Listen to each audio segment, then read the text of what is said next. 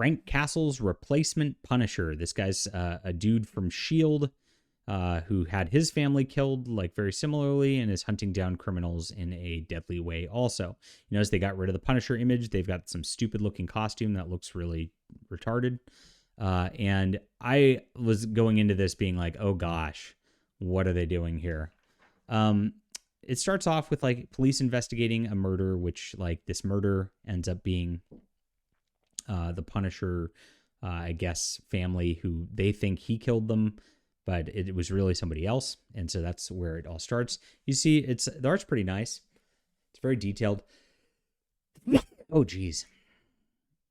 I'll fix it and edit. I really won't, though, because I'm not going to bother. But I really like the art all the way around here. And I was like, oh, this is pretty pleasant to read. And actually, the dialogue flows very well, too.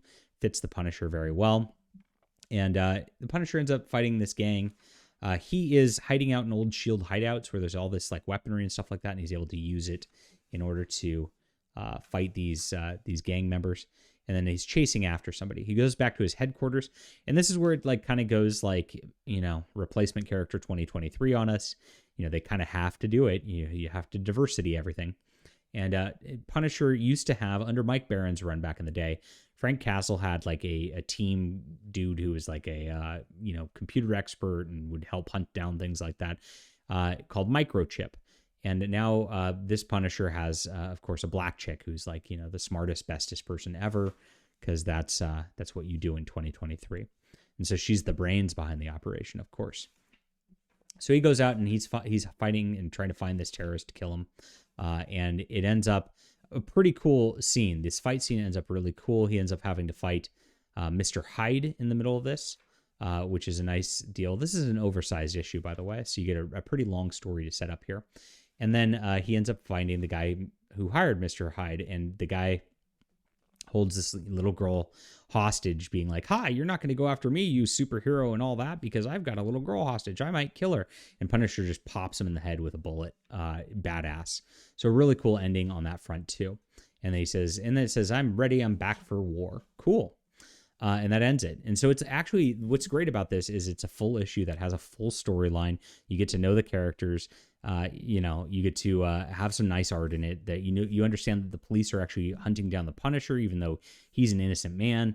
His family's been killed. He has to clear himself, and he has to fight the bad guy. Now he's not going to be able to clear himself because he offed the bad guy. And there's, you know, some super villain aspects to it. Also, you get some nice fight scenes, very lot of action. And the art's pretty nice. The colors are a little too dark and oversaturated for me. That's not my favorite coloring style. It kind of makes everything murky and blend together too much, I think. I know it creates a mood that's, like, dark for the Punisher or whatever, but, like, I'd rather just have standard colors that feel a little better. But that's neither here nor there. Like I said, the line art's very detailed all the way around. They really worked hard on this. I didn't see anything bad about it. And the storyline was pleasantly, surprisingly good. So even though this isn't Frank Castle, I'm sad that they didn't just, like, have a S.H.I.E.L.D. character going off the rails that was his own book, rather than calling it the Punisher and having that happen.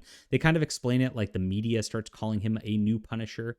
And he's like, I don't care what they call me. I'm just going to kill the bad guys. And that's cool. I like that as the explanation, rather than him, like, taking up the mantle or whatnot. That's at least it was explained well in the story, which is way better than a lot of Marvel comics these days. So this was pretty good, guys. I'll call it an 8 out of 10 overall. Pleasantly surprised when I was expecting to not really enjoy this book much at all. All right, leave a comment down below with what you think about this. Hit that like and subscribe button. We'll be back soon.